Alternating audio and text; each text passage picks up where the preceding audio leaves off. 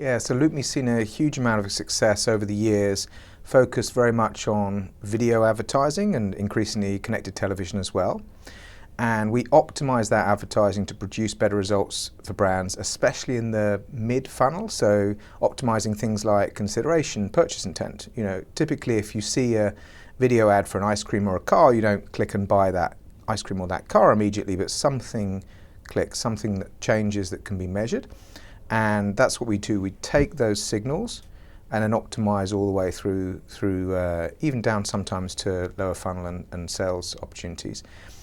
In order to do that, we've had particular success bringing the consumer and their sentiment back into the technology. So we ran about 100 million surveys in the last 12 months, and we're using the consumer feedback to understand how do they actually feel about those ads. Did that increase their consideration? Did that drive them towards purchase consent, purchase intent, or even towards affinity or trust?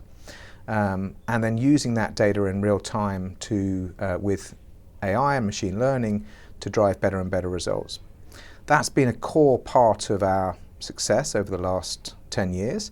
And especially as you come in now to a tougher economic environment with still a bit of a hangover from COVID for many clients, also now increasing inflation, then people know, brands, marketeers, they know that they cannot give up on brand advertising. That's their equity, their long-term value.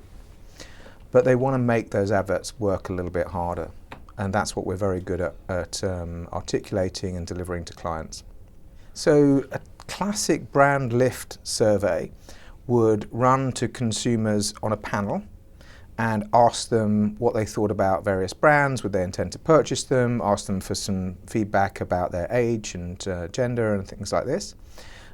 We're running those as adverts and then combining that data with consumer consent into our DMP and using that in a couple of different use cases. So the first use case would be just for straightforward measurement. You can buy that with our media in our product purchase loop, which optimizes the results. You can buy it separately, standalone measurement from LoopMe.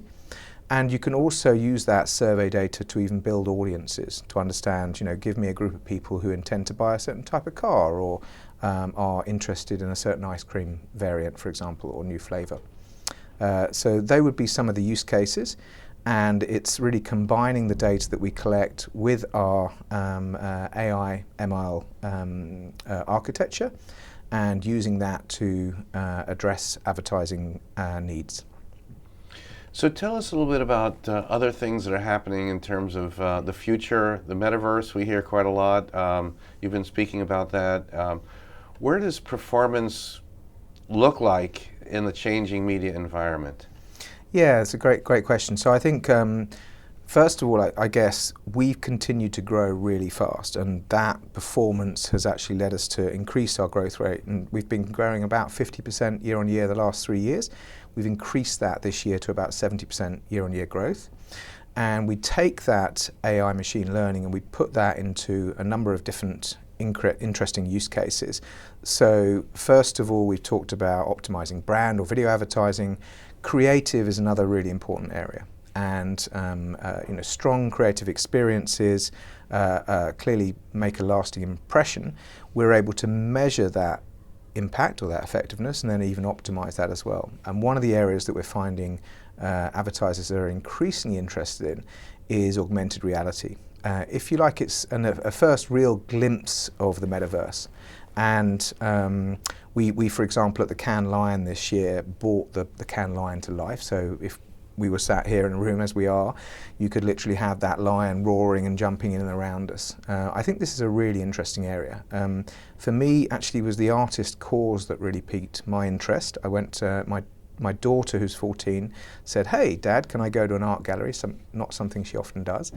And Cause is a graffiti artist, and you arrived at the gallery, and through your mobile device, you could actually see these sort of 20-foot tall kind of teddy bear characters who are named companions or accomplices by Cause. And they're just moving slightly and It just really sort of brought it to life for me, the potential for brands, especially where they have really interesting products or IP, you know, some of the big movie studios.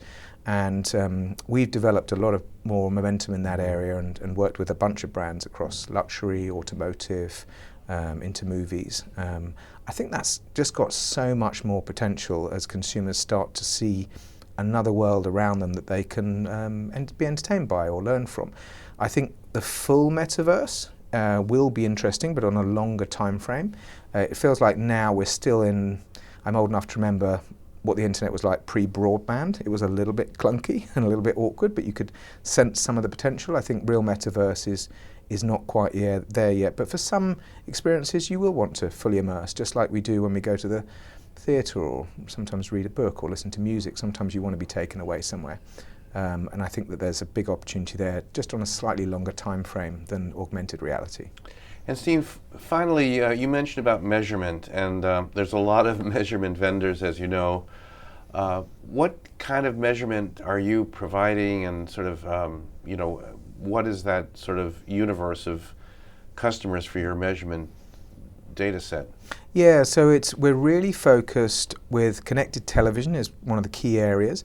We're taking all the surveys directly to a large group of consumers. So, you know, any one of 250 million consumers in the US could receive one of our surveys. Whether they choose to fill it out or not is completely up to them.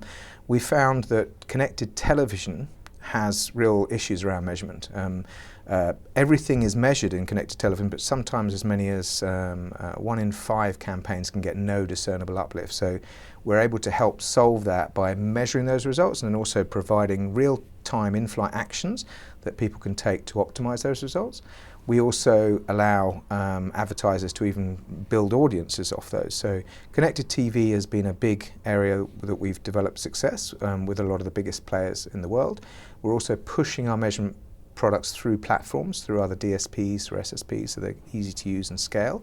And we've applications around audio, digital, and even digital out of home now for measurement as well. So we go to market mostly via large publishers and agency groups, but also sometimes brands direct for our measurement products.